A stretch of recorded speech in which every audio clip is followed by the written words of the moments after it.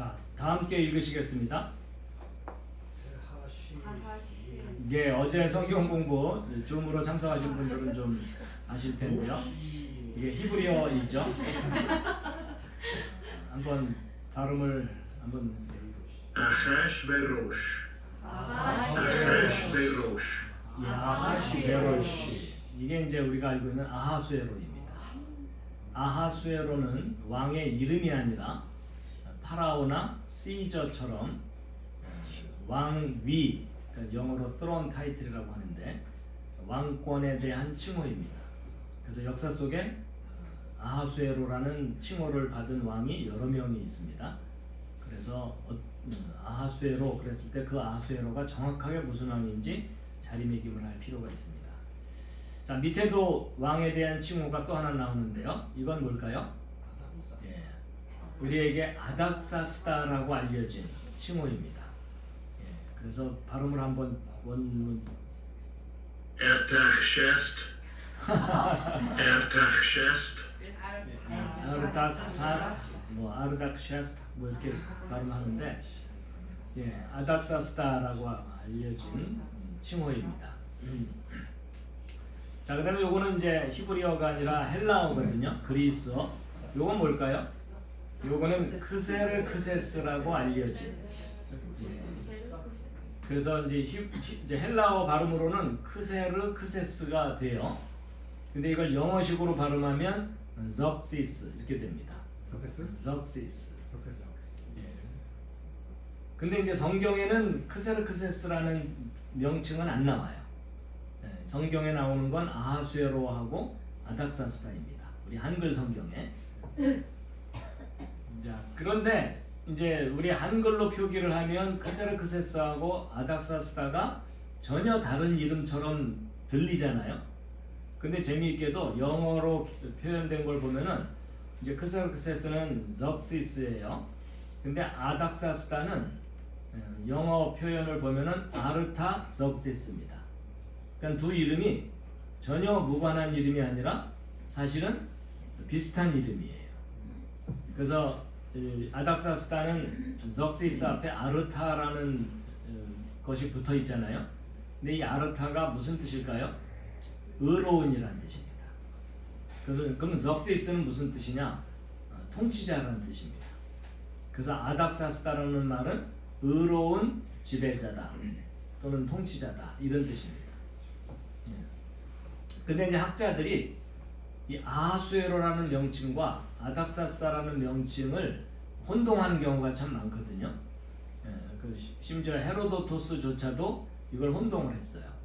그래갖고 이제 역사 연대기에 혼란이 좀 생겼는데, 어쨌든 성경상에는 아하수에로와 아닥사스다가 등장하고, 그 다음에 역사 속에는 이제 크세르크세스가 이제 등장을 하는데, 이런 명칭들이 좀 익숙해져야 다니엘서를 이해하는 데 도움이 됩니다. 자, 그래서 이제 지난 시간 성경 공부 시간에 거의 100% 기절을 했어요. 너무나 막 복잡한 명칭들이 복잡한 상황 속에서 등장하니까 이해를 하시기보다는 휴식을 취하신 것 같아요. 어쨌든 이제 성경에 아하수에로가 에스더서에도 등장하고 에스라서에도 등장하고 다니엘서에도 등장합니다. 근데 이 세 군데 등장하는 아하수에로가 같은 인물이냐 서로 다른 인물이냐 구별할 필요가 있다고 그랬습니다. 그래서 제가 이제 에스더서에 나오는 아하수에로는 A를 붙여놨고, 에스라서에 나오는 아하수에로는 B를 붙이고, 다니엘서에 나오는 아하수에로는 C를 붙여서 같은 인물이면 그냥 합쳐버리면 되니까 큰 문제가 없고요. 다른 인물이면 그 근거를 확인하고 구별을 해야 된다.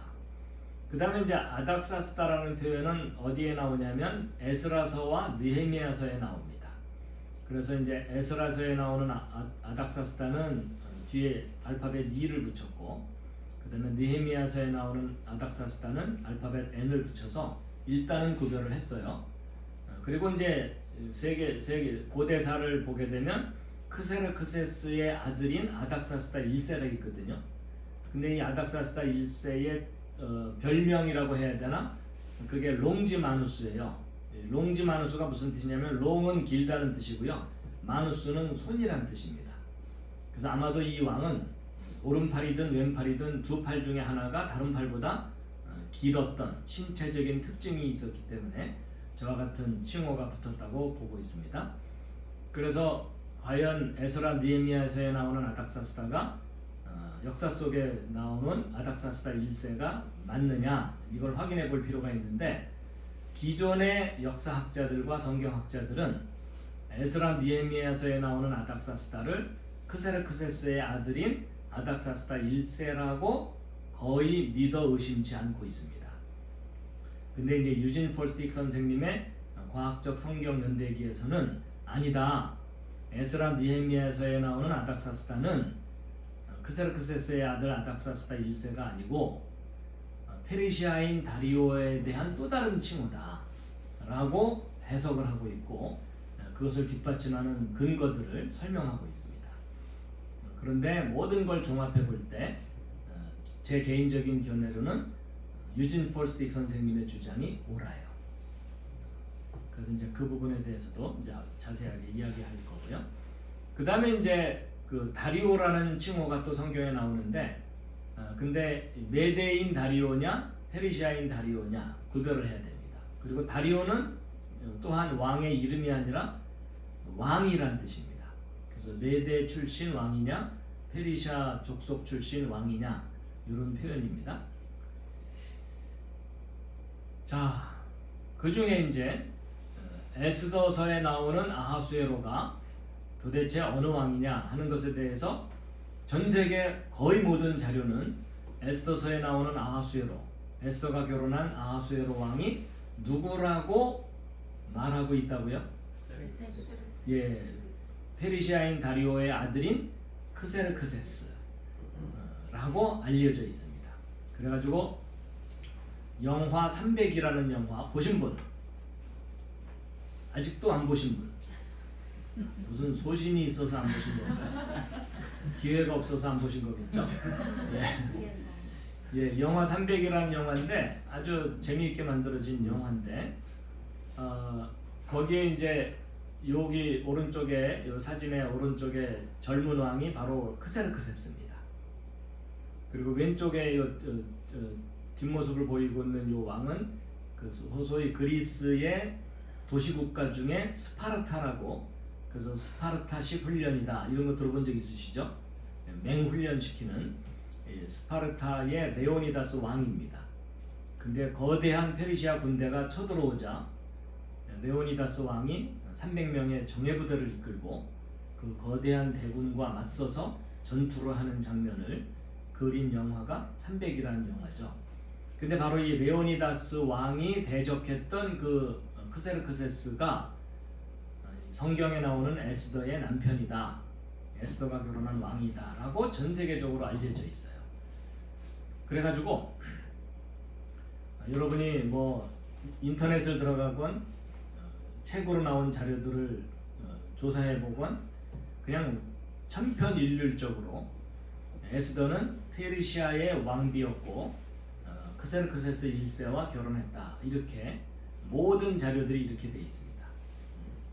그래서 성경을 공부하는 대부분의 신학자들과 목회자들과 또 가르치는 교사들은 그냥 정설처럼 이렇게 알고 있어요. 이제 그런 이유 중에 하나가 역사학의 아버지라고 하는 그리스의 헤로도투스가 고대사에 관한 기록들을 남겨놨는데 거기에도 에스더가 크세르크세스하고 결혼했다라고 표현되어 있습니다. 그러니까 역사학의 아버지가 표현을 했는데 기록을 했는데 누가 감히 거기에 반기를 들겠어요, 그렇죠? 그래서 그냥 정설처럼 이렇게 알려져 있고 특히 성경을 보게 되면 에스라 4장에 성전 건축 방해받던 기간에 왕들의 칭호들이 4개가 나오는데 그 중에 요 세 번째 에스라 4장에 나오는 세 번째 칭호가 아하수에로거든요. 근데 이 아하수에로가 다리오와 아닥사스다 사이에 나와 있어요. 그러니까 순서적으로 볼 때 페르시아인 다리오와 아닥사스다 사이에 크세르크세스가 있으니까 이 크세르크세스가 에스라 4장에 나오는 아하수에로일 거다라고 여기게 된 겁니다. 그래서 일반적으로 에스라와 에스더서에 나오는 아하수에로를 크세르크세스라고 믿어 의심치 않고 있는 겁니다. 그래서 거의 상식처럼 전 세계적으로 퍼져 있어요. 근데 이제 성경을 과학적으로 검증해서 연구한 유진 폴스틱 선생님은 분명히 잘못된 내용이다. 바로잡아야 된다. 왜냐하면 성전 건축 방해 기간에 등장하는 왕이면 성전 완공 이전의 왕으로 자리매김을 해야 되지 성전 완공 이후의 왕으로 자리매김하면 안 된다. 너무나 당연한 거죠. 그렇죠? 예. 그래서 결국 이 에스라 4장에 나오는 이 왕들은 고레스로부터 페르시아인 다리오 초기까지 요 시기에 해당되는 왕들이지 그 이후 왕이어서는 안 된다는 겁니다. 그럼에도 불구하고 이제 일반적인 이해는 에스더와 에스라서에 나오는 아하수에로는 크세르크세스 그리고 고레스가 첫 번째 포로를 돌려보낸 1차 포로 귀환 연도는 고레스가 왕이 되자마자가 아니라 고레스가 바벨론을 점령하고 나서 귀환 명령을 내렸을 거다. 이렇게 알려져 있고요.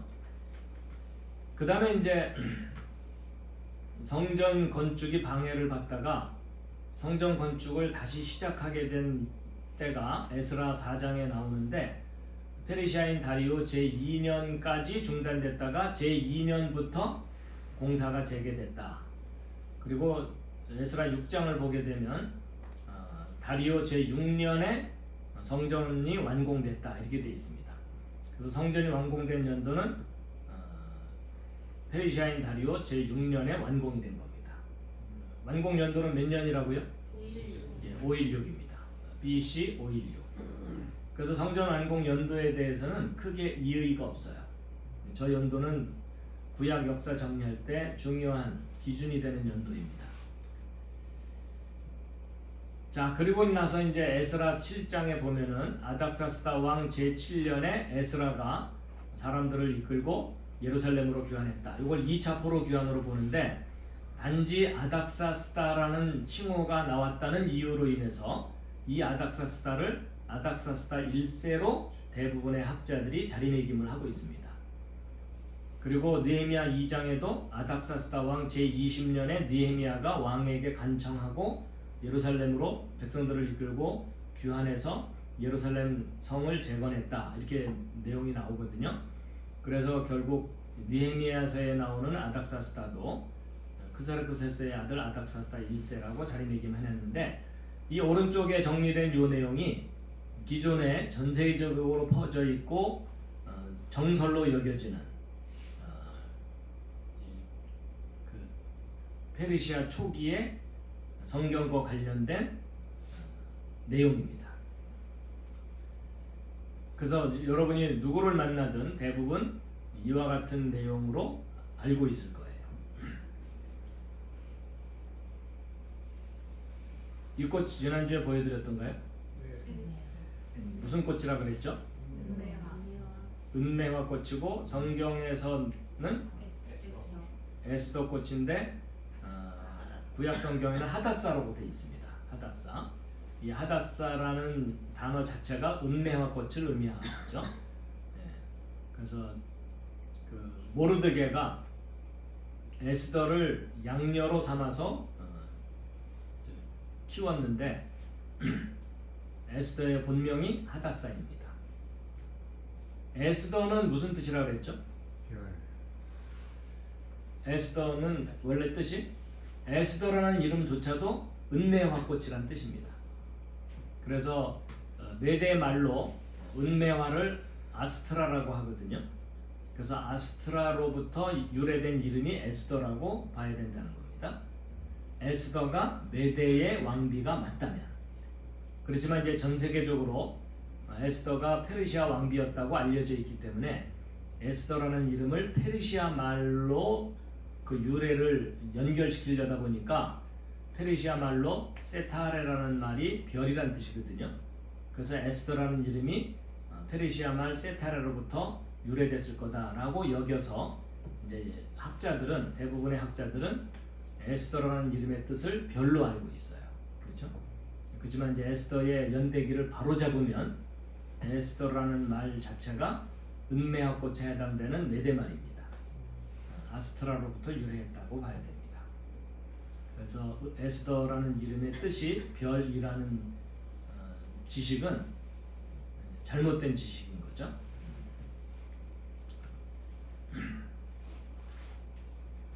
자, 여기까지가 이제 지난주에 했던 내용인 것 같은데요.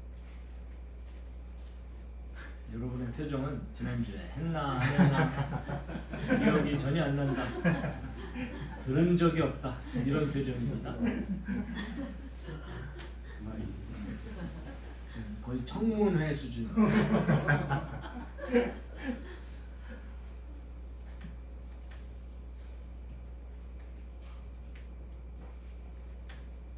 그래서 이제 그 거의 모든 자료들은 에스라 느헤미야에서 나오는 아닥사스다를 크세르크세스의 아들 아닥사스다 1세로 자리매김하고 있고, 그 다음에 성경에 나오는 아하수에로는 대부분 크세르크세스라고 연결시키고 있습니다. 근데 과연 이제 기존의 이런 전통적인 지식이 올바른 것이냐 하는 것을 검토해 볼 필요가 있다는 거죠. 그래서 먼저 아하수에로 중에 다니엘서에 나오는 아하수에로를 이제 자리매김을 해보도록 하겠습니다. 관심 없으셔도 집중해 주시면 감사하겠습니다. 자, 다니엘서 9장 1절에 아하수에로가 등장하는데, 다니엘서에 나오는 아하수에로는 뒤에다가 ABC 중에 C를 붙였다 그랬죠. 자, 먼저 무슨 내용인지 한번 읽겠습니다. 다니엘서 9장 1절 2절 시작. 메대 사람들의 시에 속한 아하수에로의 아들 다리오가 갈대아 사람들의 왕으로 세워진 첫 해, 곧 그의 통치 제1년에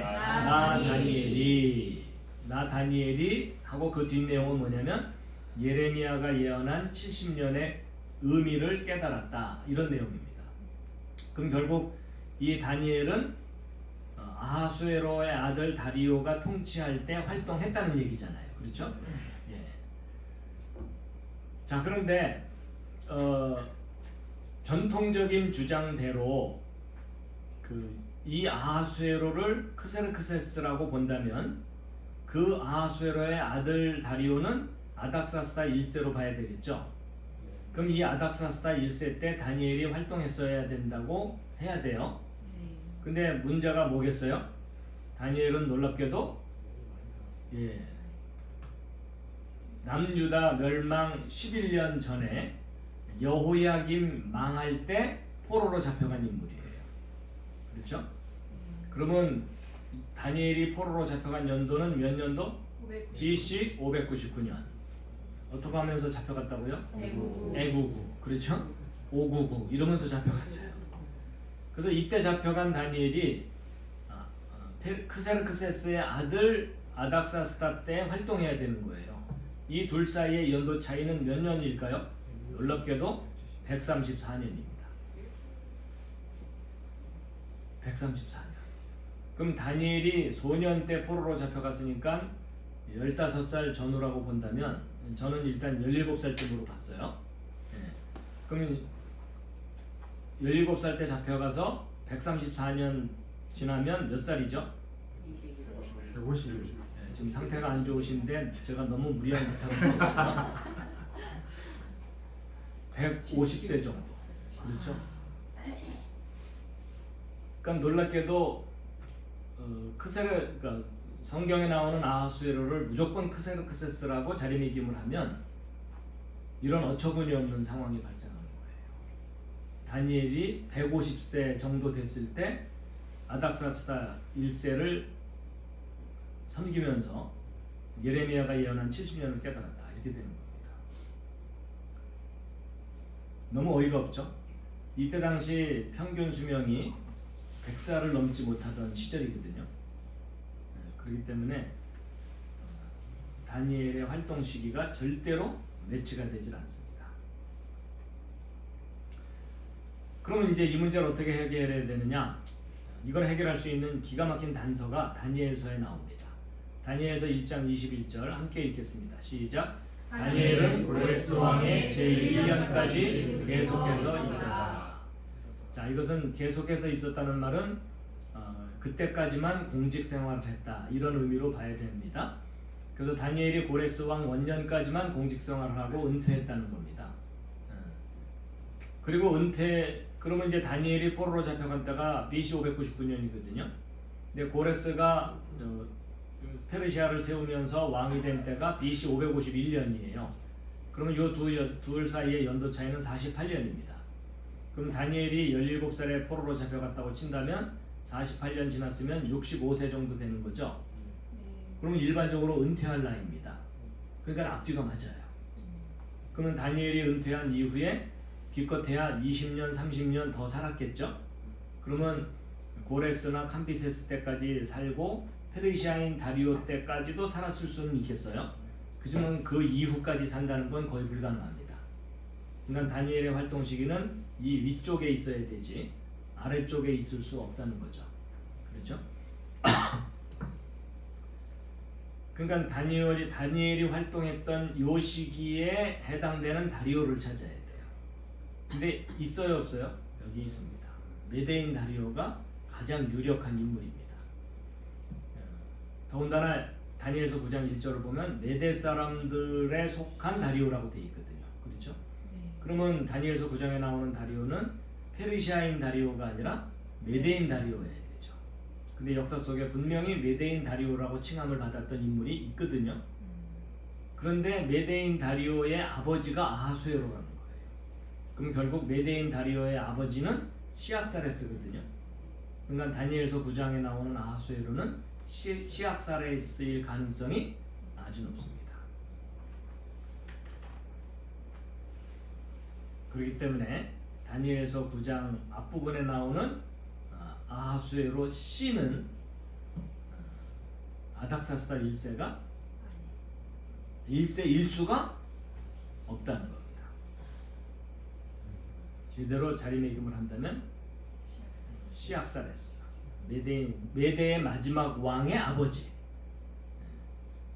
시악사레스로 자리매김해야 된다는 겁니다. 자, 여기까지 설명드렸는데 혹시 이의가 있으십니까? 내용 파악이 안 됐는데 어떻게 이의가 있을 수가 있어요?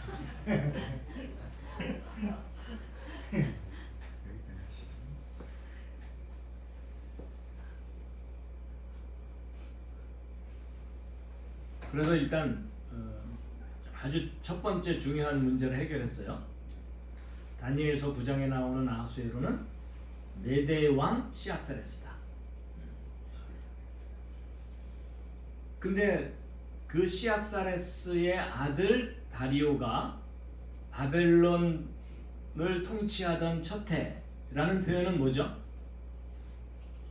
예, 우리가 앞서서 다니엘서에서 공부했던 이 메대인 다리오가 잠시 바벨론을 통치했던 적이 있었어요. 그렇죠? 예, 여기 갈대아라고 표현되어 있는 곳이 바벨론이거든요. 근데 어떻게 그런 기회를 얻게 됐죠? 느부갓네살 왕이 하나님 앞에 교만하다가 7년 동안 미치광이가 돼서 통치권을 잃고 쫓겨나는 바람에 그 아들 벨사살이 2인자 통치를 하다가 역시 교만하게 굴다가 살해당합니다. 그런데 아직 느부갓네살 왕은 회복이 안 됐는데 느부갓네살도 통치권을 잃었고 그 아들도 죽었어요. 그럼 누군가가 통치해야 되잖아요. 그러니까는 메대인 다리오가 대리 통치를 하게 됩니다. 느부갓네살 왕이 회복되기 전까지. 그래갖고 바로 그것에 대한 표현이 다니엘서 9장의 앞부분의 내용입니다. 그래서 메대 사람들에 속한 시악사레스의 아들 메대인 다리오가 바벨론을 위임 통치할 때에 그 첫 해에 다니엘이 활약을 했던 거예요. 그 첫 해에 다니엘은 무슨 사건을 겪었죠? 사자굴 사건을 겪습니다. 그렇죠? 그 첫 해에 다니엘이 예레미야가 예언한 70년의 그 예언의 내용을 깨닫게 되었다. 그런 뜻입니다.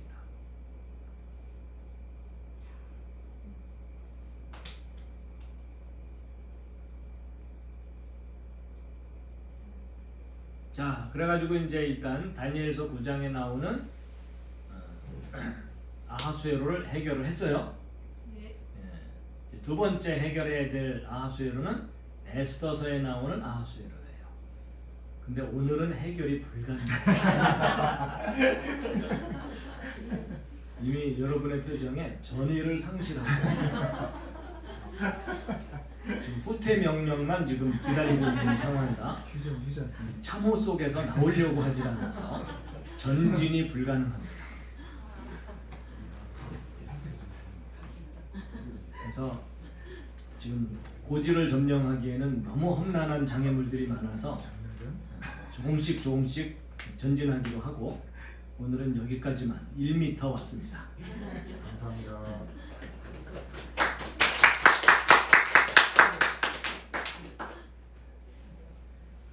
자, 오늘 내용의 요약은 뭐죠? 다니엘서 9장에 나오는 아하수에로는 크세르크세스가 아니고 페르시아 왕이 아니라 메데 왕이고 메데의 마지막 왕 메데인 다리오의 아버지 시악사레스. 그리고 여기 시악사레스도 잘 보면은요, 영어로 표기되고 이거 잘 보세요. 글씨가 좀 작긴 해도 뒤에 럭시스 붙어 있죠. 그러니까 이 럭시스라는 말 자체가요, 통치자라는 뜻이에요. 그 앞에 수식을 붙이는 거예요. 그래서 키아 럭시스, 시악사레스 이렇게 되는 거죠. 영어저 C가 때로는 C로 발음돼 S 발음도 나지만 K 발음도 나잖아요. 시악사레스, 키악사레스. 그 다음에 이제 아닥 사스다도 아르타 럭시스. 그러니까 럭시스라는 말 자체가 통치자다. 그래서 이 크세르크세스가 이 왕의 이름이 아닐 수 있어요. 통치자라는 의미를 그냥 그대로 왕의 칭호로 사용했을 수 있고요. 그러니까 이 럭시스가 통치자라는 칭호이고 거기에다가 아르타라고 하는 의로운 통치자라는 칭호를 붙였다면 사실은 아르타 럭시스라는 이 칭호는 뭐 다른 왕에게도 얼마든지 붙일 수 있는 칭호였던 거예요. 그래서 이 페르시아인 다리오도 또 다른 칭호가 아닥사스다였을 수 있다는 겁니다. 그래서 에스라 니헤미야서에 나오는 아닥사스다가 반드시 아닥사스다 1세만 가리키는 게 아닐 수 있다는 거예요. 그래서 페르시아인 다리오도 아닥사스다라는 칭호를 받았을 수 있다는 겁니다. 자, 어쨌든 오늘은 여기까지.